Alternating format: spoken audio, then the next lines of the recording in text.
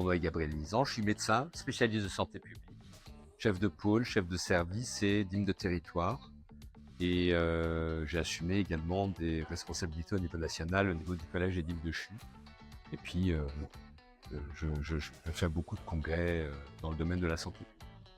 Alors, au niveau de mon établissement, je m'occupe beaucoup du DIM et du système d'information. En fait, le département d'information médicale s'occupe de toutes les facettes de l'information médicale et de sa promotion, et y compris à la recherche et au maintien de la confidentialité.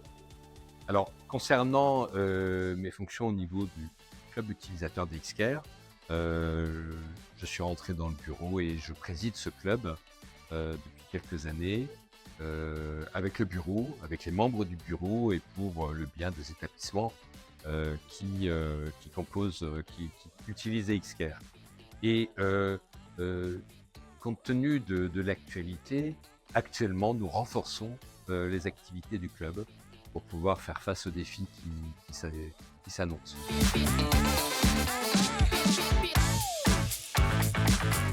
Avant tout de la pérennité, parce que nous avons pris chez Dedalus la colonne vertébrale de notre système d'information, le dossier patient informatisé, et ça revêt une importance tout à fait fondamentale dans nos établissements de santé.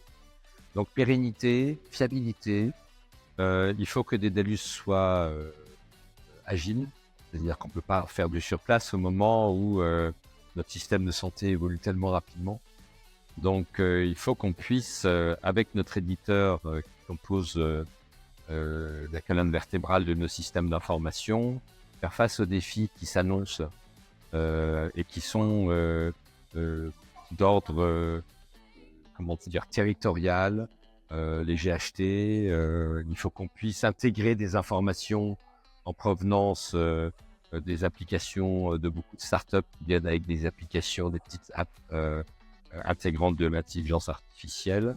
Donc il faut qu'on soit sans arrêt à la pointe de ce que l'on peut intégrer comme nouvelles fonctionnalités. Et puis, ces données dans nos systèmes d'information servent aussi à de la réutilisation secondaire de données de santé. Donc, il faut que ça se connecte à ce genre d'outils. On vient à Strasbourg d'avoir l'autorisation CNIL, mais ça nous a pris 4 ans. Mais il y en a dans beaucoup d'établissements et c'est quelque chose qui est émergent et qui est très important. Et puis, je terminerai en disant que les utilisateurs utilisent au quotidien ces applications. Il n'y a plus un établissement qui ne soit pas informatisé.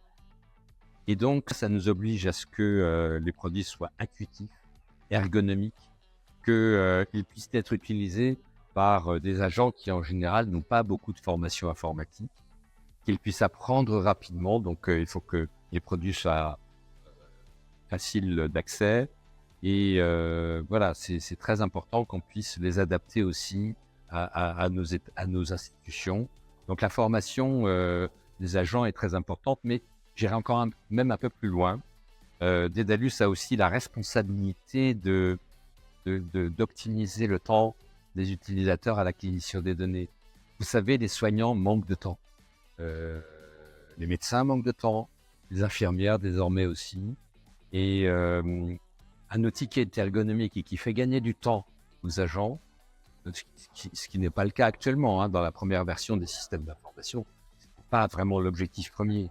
Et maintenant, ça le devient, et donc on attend de Dedalus ça aussi, cette ergonomie et ce gain de temps. Le gain de temps, c'est vraiment ce qu'il y a de plus important dans nos établissements.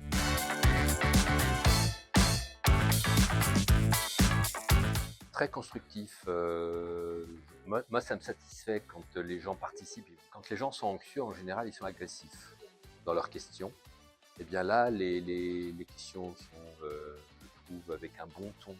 Elles ne sont pas agressives et ça permet à Dedalus de répondre avec clarté à toutes les questions posées, parce que toutes les questions sont posées, enfin beaucoup.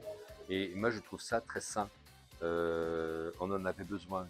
On avait besoin de ces échanges et c'est parfait que ça vienne à ce moment-là.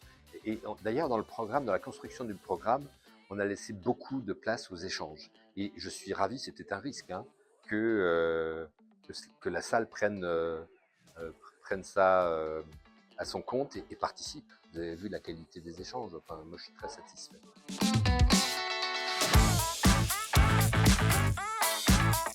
Alors, le club réseau est un club très structuré, hein. Nous, on était à côté, on venait en désordre.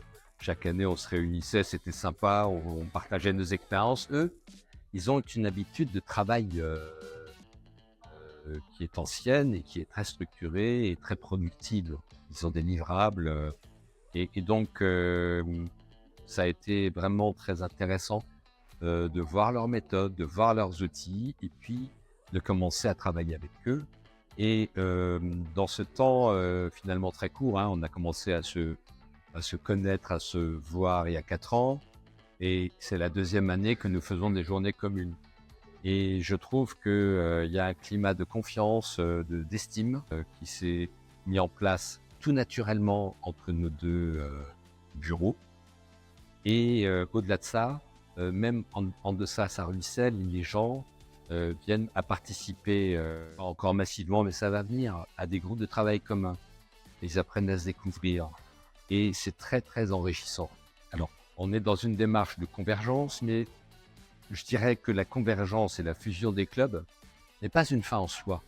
On travaille déjà ensemble. Voilà. Ce qui est important, c'est qu'on travaille ensemble, qu'on est prêt à travailler ensemble. Après, la forme juridique que cela prendra, le moment venu, c'est-à-dire quand il y aura vraiment des établissements déployés en Care4You venant du monde d'XCare et Orbis, il y a un moment où l'équilibre va basculer et où il sera le temps de fusionner nos clubs. Pour l'instant, on travaille ensemble et c'est vraiment suffisant.